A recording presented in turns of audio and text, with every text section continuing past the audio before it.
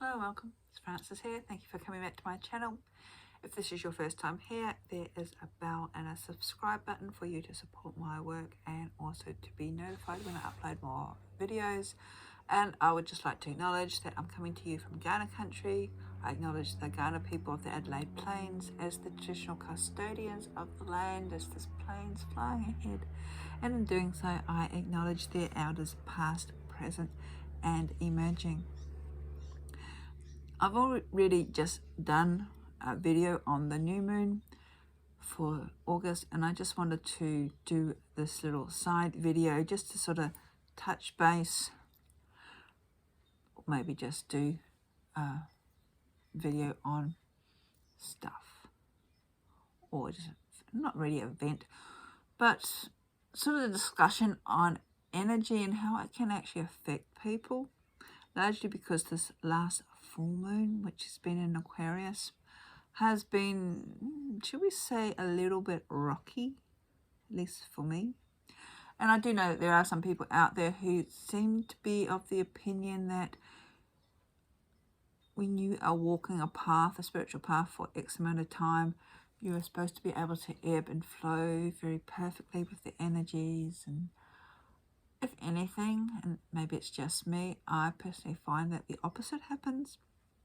The more I walk this path, the more I open myself up to the energies, become aware of what's happening around me, the more sensitive I become, and the more I need to do basic spiritual, energetic housekeeping, should I say. And when I don't focus my intentions enough, I can easily get caught up in the next wave of emotions. And there are a lot of emotions happening. We're going through big periods of change. Actually, we've been doing that for a little while now. There is a degree of resistance in some areas of the collective. There is also sort of a rebellious attitude, but also a sort of, can I say, rebel without a clue, carefreeness as well, and certain sectors that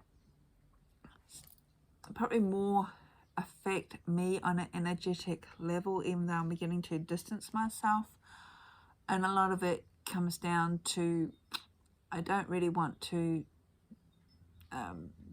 be negative and say it's playing, but it's an act of not really understanding the processes on a wider level that affect everybody else. It's a very sort of like narrow-minded focus, me attitude, and getting into, especially when it comes to energy work, and energy work, I'm talking about the whole kit and caboodle, not just manifesting. We are energetic beings, so everything we do is actually energetic work. But when we are in particular manifesting or working on spells or whatever the latest craze is, and we don't understand the energetics properly, we don't think beyond our own immediate desire or need. Sometimes it's not even a need, it's just a desire, to consequences or the flow and effect. Other people who are a little bit more sensitive can pick up and be affected. Not saying that you can't play or do whatever you want to do. It also sort of highlights the need for everybody to do personal energetic housekeeping on a more regular basis, especially as we are going through these chaotic times and we've got change happening on all different levels, whether we are consciously aware and awoke or not, whatever the latest terminology is. So my story was that I had been neglecting certain energy work that I normally do, largely because my focus was elsewhere. And this last full moon was a reminder. And that's what it is. It's not looking at it negatively, it was just a reminder especially as we are moving into a period where we're going to have a lot of planets coming into retrograde. It's a needing for me to sort of bring my energies a little bit more back to center, back to the foundation before I expand them out again. And it is quite interesting because, as I said, the whole energetic system of the planet as a whole is going through this period of change, even though in some quarters there you can see this push-pull aspect. And it's a bit of a personal joke, because here in the Southern Hemisphere we are currently going through that little bit of a push-pull.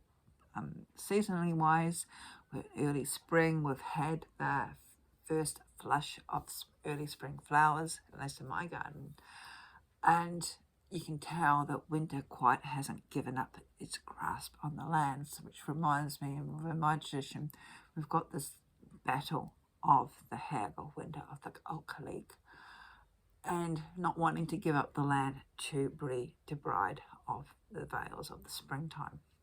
But that is happening. Her grasp is beginning to lessen more and more. And this is what we're seeing with the old order, the old way of looking at things and doing things. Their grasp is beginning to, bit by bit, becoming to be pried off the way we are running the world, the way the world should be managed, and we can focus a little bit more and more forward thinking. So this is a little bit of the Uranus North Node energies coming in. So this is affecting us on all levels, whether we are aware of it or not, or you may find that you are feeling a bit more isolated than before, that relationships and partnerships on all different levels, not just intimate, it could be work partnerships, it could be work colleagues, it could be friendships, are breaking down. There's a lot of disharmony because our energies are no longer in alignment, and some of us have this sort of period of mourning or of looking back, longing of the distant past when things were good, instead of turning our focus forward and opening ourselves up to the potential of what is about to be birthed, what's about to come in, which is quite interesting because we've got grey skies at the moment, and all of a sudden the sun's just come out for the first time in probably about a week. Just as I've just said that, those big grey clouds coming over again, but just as I said, let's open ourselves up almost in anticipation. It's such an exciting word, of what can actually come into our life as we begin to have this shift in consciousness. For those people who aren't used of change, ebbing and flowing, it can be very difficult, especially if you've got a lot of Taurus in your chart, a lot of earth elements, because you don't like the change, you like things set out really nicely. Some of us have gone through years of change, and it's quite interesting, especially if I look back on my own life.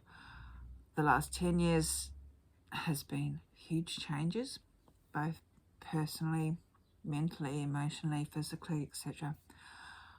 Yet there are people that I know who still perceive me in little boxes, and some of these people still rely on a little box from 15 years ago, and I've completely changed. But yeah, we all supposed to do that. We like the familiarity of things, so when something's new and different yet old and familiar, it's a little bit hard for us to comprehend. But we are all going through this sort of conscious shift, this conscious awakening, awareness, whatever word you want to use that resonates with you. Whether we can put a word onto it, a label onto it or not, but our awareness of more around us, our actions, our responsibilities is certainly changing, which also means our boundaries are shifting. And this was my big lesson, to keep reinforcing. Even though your boundaries are shifting, make sure that your boundaries do not collapse while while they are being moved as well. So a lot of my energy work that I used to do, I've gone back to doing that just to reinforce the foundations, so to speak. And that's another thing, is like, if you're walking on a spiritual path, making sure that you have a solid foundation that you can always come back to, something that will see you through. And it could be just something like meditating, fourfold breath or breath work. It doesn't need to be anything fancy. Spending some time out in nature, all these things that also help ground us, helps bringing us back to our core and what I like to call our ancestral soul, back to our root connection. And often that is with the earth that we walk on, or it could be within our own spiritual lineage or direction. But if we aren't even spiritual, it could simply just be in a place that other people hold dear, because we can sort of tap into that energy. I know when oh god, it seems like a lifetime ago, last time I was in Europe, going into a number of churches, especially the big old cathedrals, and just sitting in the energy in some of these places, the collective energy. And a lot of them are peaceful places, especially when there aren't the people around, if that makes sense.